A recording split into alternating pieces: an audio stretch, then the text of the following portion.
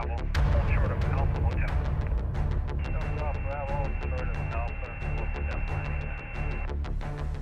Man 266, correct? Man 266, proceed on the double Romeo, hold short of Hotel, taxi, maintain 1 watch. How many vehicles? Correct, thank you. Argo 1968, tower 187. Argo 1987, call for D3. Argo 1987, cross, follow the A320 across 33, turn right at Bravo, short of Alpha Hotel. Right Bravo, short of Alpha Hotel, behind the Airbus 1987. CAD, this is Big I-6 requesting takeoff. Big I-6, clear for takeoff, runway 4. CAD, confirm refuel with KC-135 in Sector Bravo 69er. Affirmative, Big I-6. KC-135 is in the sector. They will meet you there. Big I-6, you have the sky. Copy, CAD, my sky. CAD, we are rolling. Copy, Big I. V1, check. V1, rotate. And we have velocity.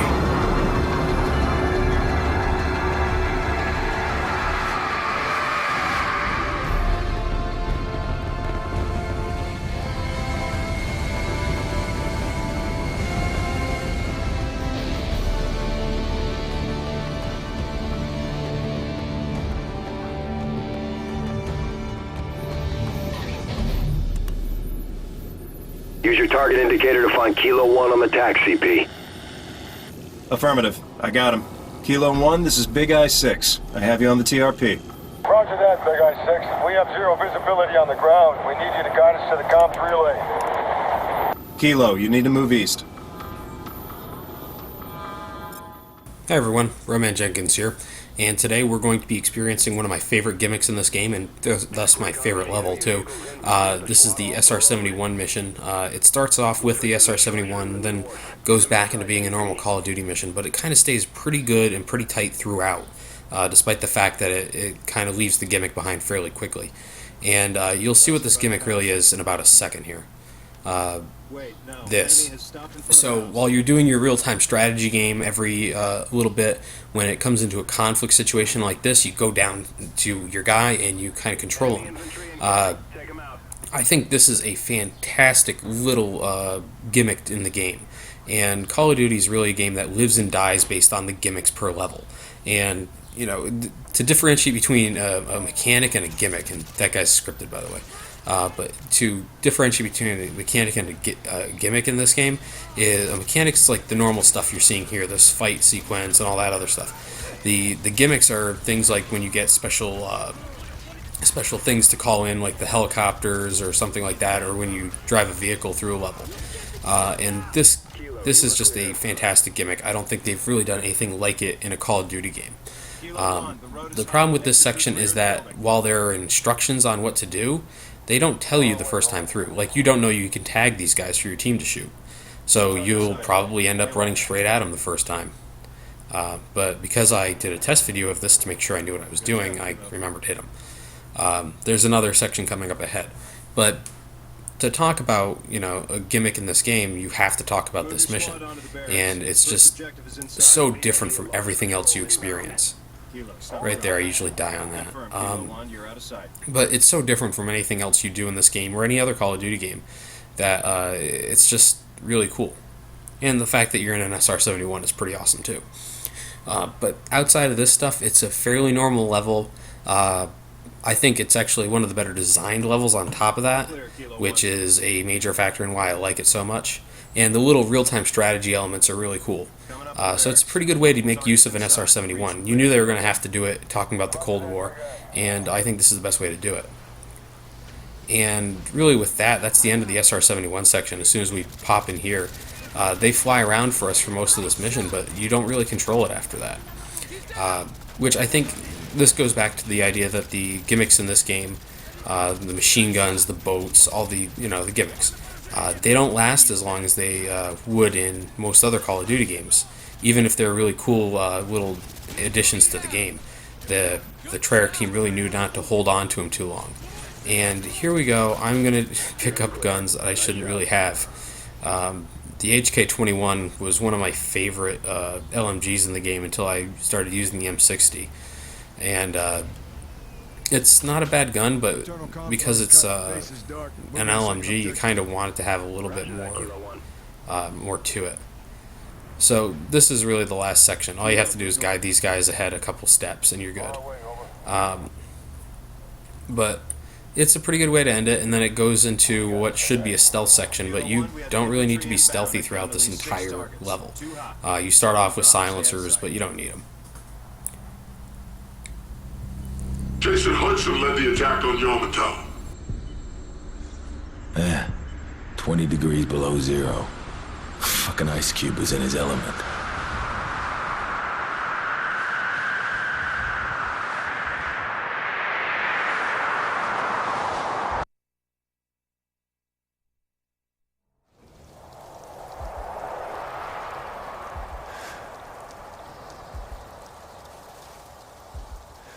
Stay low.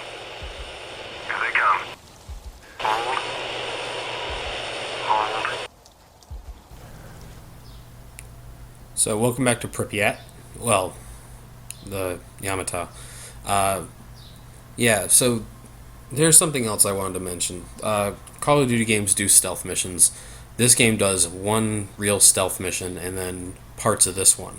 And that's it. It really keeps it tight. It doesn't allow you to really screw up the stealth sections too hard, as we saw in the Vietnamese village level. And I think that's actually to this game's benefit. It keeps it scripted. It keeps players from, getting frustrated like I did in Pripyat whenever I got hit by a tank or something like that. And you'll notice I take out the dog this time, the first thing. If you recall my previous video, the glitch video, the dog fucked me over and pretty much stopped me from being able to use my guns. I could have continued on in that section and actually finished this off, because you'll get your guns back going down this rappelling cliff here. But I decided against it, simply because I wanted to maintain that as a different video and not really show anything different. But I also wanted to show you that the gimmicks in this level aren't all universally fantastic, because you have no idea what your rappelling distance is, so watch what happens if you don't break in time. Oh! And dead. So, I like how Weaver gets down there just about as fast as I did. But, yeah, the idea here is to be a little safer than I was on that first run. And that was, by the way, done on purpose. And I get super paranoid here every time I start to speed up, which I don't think is the way you're supposed to do it. But I got scared. So I didn't want to screw up twice in a video. But, outside of that, this isn't a bad level. It's got that one little thing and then this next section. I just think that opening section of the level is just so hard to beat. It's just a really cool little gimmick, and I'm going to rave about that for a while. But it keeps... The level keeps the pacing tight. It keeps pretty much everything interesting, and it does cool shit like this. And bam. So, overall, it's just a pretty cool level. And, it's not to say anything about the design of it or the spacing. And someone else said that Hudson had Brooks with him when I talked about Ice Cube not having him. Yeah, Brooks is here. I thought that was pretty cool. I've completely forgot he was here. So as you can see, Big Eye is still in the sky watching us. And you'll notice that I don't drop this crossbow, because there's a reason for that up ahead. So I'm kind of limiting myself in some of the stuff in this level. The crossbow is a pretty cool gun in single player, and I think I mentioned this in the Soyuz rocket launch video. But in multiplayer, it has a bullet drop, and while it's really great to nail a guy from across the map with it, it's exceedingly difficult. So I usually stick away from it in multiplayer, because you have a better chance of killing somebody with a pistol. And pop. I think you're supposed to use a crossbow there, but I'm saving the bolts. The reload speed is kind of annoying on it. And I don't know why Russians have, in 1968, have weapons that the French wouldn't have until 2001, but that's the kind of game we're playing. So this section is pretty cool. It doesn't matter what you do, these guys are going to set off an alarm. So you can kill these guys in any order. You can get them all before they notice each other, and you'll still set off an alarm. It's just going to happen. It's a scripted section, not a big deal, and it's not a hard firefight to win either. It's just making sure you get the guys who are going to be annoying, the guys who get on top of things and kind of can get behind you. As we've demonstrated, I've switched to explosive bolts if you haven't noticed. As we've demonstrated, our crew is not exactly very capable of getting guys who flank you. So you have to just be careful of that fact, and you kind of have to watch your own back in here. Many people have died thinking their allies are going to kill some guy that's just a little off, or they'll get back up on it. And I almost died there to a guy dual-wielding Makarovs again. Or as close as I do in this section. So, the AUG that I have here, the silenced AUG, is actually pretty good, especially for this section. But after this, we have no reason to keep a stealthy gun, so I start picking up everything I can. And I make the mistake of picking up an HK with an ACOG. Yeah. Don't do that. So, it bounces far too much to really use effectively at even close range. So I don't suggest doing this. Whew, throw a knife. So in the next room I die a bunch. So there's a bit of a cut here. It wasn't too bad, right? But this room is a little frustrating if you don't know what you're supposed to do in it. And I forgot what I was supposed to do in it. So there you go. You guys kick in some windows, and you've got to keep these guys down here. Like, all you have to do is cap a few guys down there, which isn't overly difficult. If they get behind too much stuff, it is, because you don't have a real great sight with an ACOG scope in a small room with an HK. But whatever. So get these guys in here, and then you have to go downstairs, where they, let me pick up some stuff here. They're going to call in for reinforcements downstairs. And wait, I didn't realize that guy was in the last stand. But they call in for reinforcements downstairs. So I got rid of the HK, and I'm going to show off the Scorpion, which I've picked up twice now and not been able to show off. Now, if you charge forward, you expose yourself a little bit too much. Grenades are going to be too common, and you're going to have a hard time getting through. If you go back upstairs, though, you have the height advantage on these guys, and you can take them out pretty easily from up here. But like I've said before, a lot of this game is knowing what you have to do in a certain situation before you get into the situation. So, for example, I know I have to clear out this forward area here, and then more guys are going to rappel in. Not a big deal. All I have to do is come downstairs and just be careful after that. Unfortunately, I ran out of Scorpion ammo, and, well, I'm not good with this thing overall, so I pick up a shotgun. And now that all the guys who are going to spawn in here have spawned in, I can just kind of charge forward and take them out. Boom. So, let's see if I didn't... Yeah, I picked up a FAMAS. I thought I picked up the grenade launcher one for some reason. So, FAMAS, this is my, fourth weapon of the game level. But this is... and I like how it automatically switches you back to your AUG. I don't think you get a choice in the matter, actually. And it gives you your old ammo count, too. So if you wasted ammo, you're screwed. But this is a pretty cool section. Oop. Somebody fired a rocket on top of a mountain. Goodbye. Alright, you can miss this jump. I've done it. So this section is where I really hate the fact that it doesn't take away your gun and just make you run. You have to kind of pace yourself on this and realize when you can and can't run. It's kind of annoying, but overall it's not too bad. But like I said, this level is among Call of Duty levels, and especially after the last level, really well scripted. This is a cool sequence, and I think this is a level that really puts you in a lot of really cool sequences and really cool sights. The SR and then this and the rappelling and all that stuff. It's by no means a bad level. It's really one of my favorites, like I've said, and it comes right on right ahead of the next Hudson mission. Is just absolutely one of the best levels in the game from kind of a gimmick standpoint. Hudson has better gimmicks. Mason has the more traditional Call of Duty mechanics that just kind of get things like vehicle sections added onto them. That's how you should think of the game. But it's, it is what it is. Mason's the lead character and all that stuff, so playing traditional Call of Duty stuff with him kind of makes sense. And then having Hudson go into these situations like Kowloon and this, and with all the gimmicks to it, it's kind of a nice change of pace.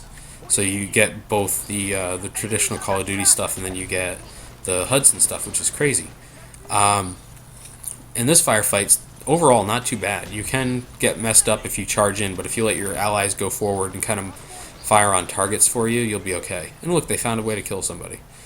And this section is actually exactly why I held on to this crossbow. You cannot kill that machine gunner up there, by the way.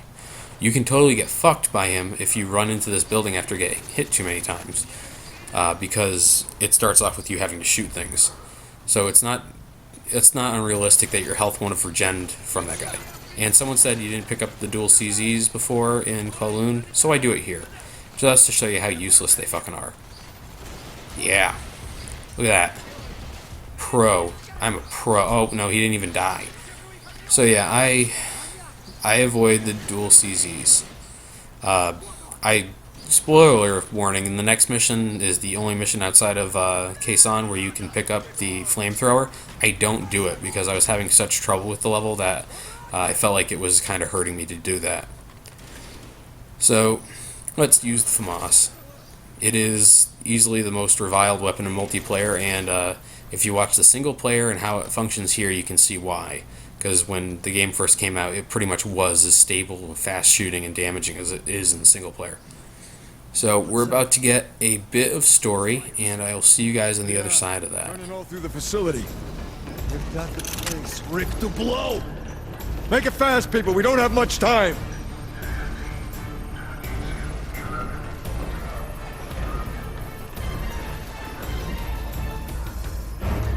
Steiner's not here. It's locking down! What is that? This is Friedrich Steiner. He's jamming our radios. He knew we'd be here. We're on camera. He's watching us. Dragovich is burying everything and everyone connected to Project Nova. I am sure I will be next. What do you want? Targets marked across the states.